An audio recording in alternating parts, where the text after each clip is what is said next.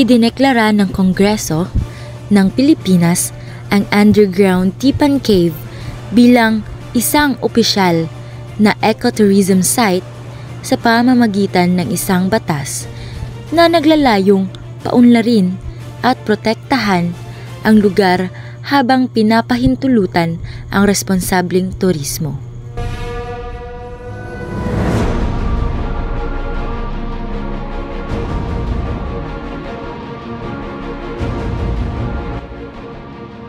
Ayon sa isang caving expedition noong 2023 na pinangunahan ng mga Dutch at Belgian speleologists, ang Tipan Cave ay may kabuuang na survey na haba na 11,171 na metro. Mayroon itong malalawak na pasilyo at mga bahagi na may mga ilog sa ilalim ng lupa na ginagawa itong isa sa mga pinakamahabang cave system sa rehiyon.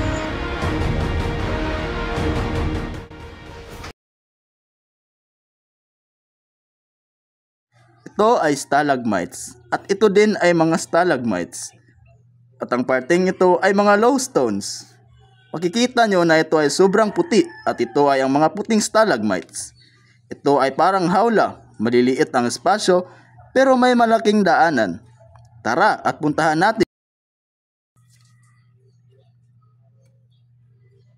Para itong mga straw na namumuo dahil ang gitna nito ay may butas. Sa bahaging ito, makikita nyo na ito ay hugis helix.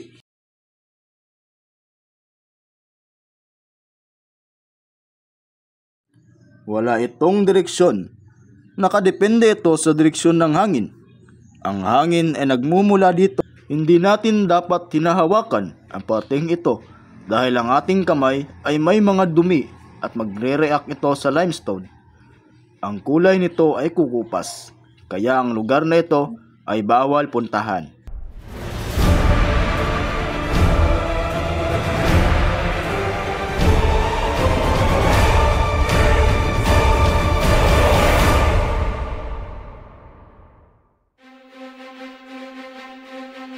Pass his small portion here to the sea.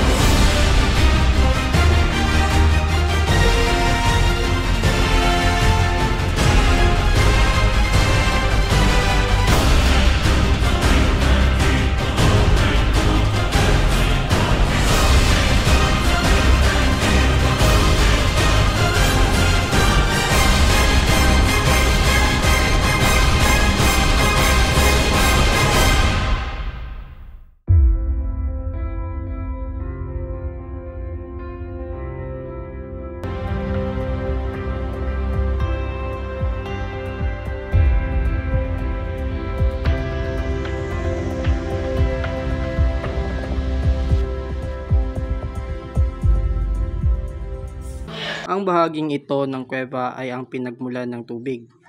At ang tubig ay dumadaloy para maging ilog at ito ay may distansyang 2 kilometro mula sa bunganga. Kapag narito ka sa tubig na ito, mararamdaman mo ang presko at malamig na tubig. At ito ay isa sa mga lagoons na nabubuo sa loob ng kuweba. Kapag nadarama mo ang tubig, mapapansin mo ang lamig nito. Ito ay tirahan ng mga isda na makikita lamang sa loob ng kuweba ng Tipan, Naga, Zamboanga, Sibugay. Sa parehong ekspedisyon, natuklasan ang iba't ibang uri ng hayop tulad ng cave fish, freshwater crabs at mga shrimp. Mayroon ding natagpuang mga species ng moses at iba pang bryophytes sa paligid ng mga bukana ng kuweba. Pag tumingin ka sa kisame ng kuweba, makikita mo ang mga paniki at maririnig mo ang mga ingay nila. At ito ay espesyal na uri ng paniki. At may dumi sa ibabaw at yan ang dahilan kung bakit kakaiba at kahanga-hanga ang kuwebang ito na regalo ng kalikasan. Mapupuntahan lang ito sa pamamagitan ng masikip na daanan. Kapag pumunta ka sa loob, mararanasan at makikita mo ang kakaibang stalactites at stalagmites sa kilid at ibabaw ng masikip na espasyo.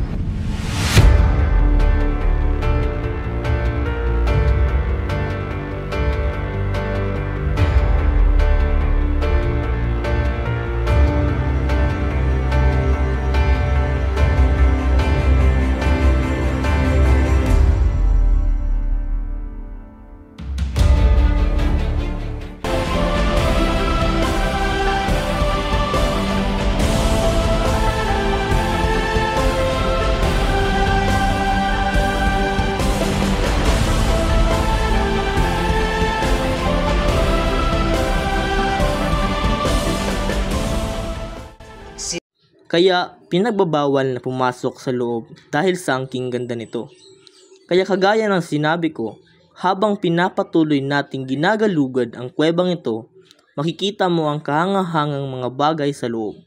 Marami kang makikitang mga kawili-wiling bagay. May makikita at madidiskubreng mga bagong bagay. Kaya kita-kits na lang sa susunod na paglalakbay sa loob ng Tipan Cave.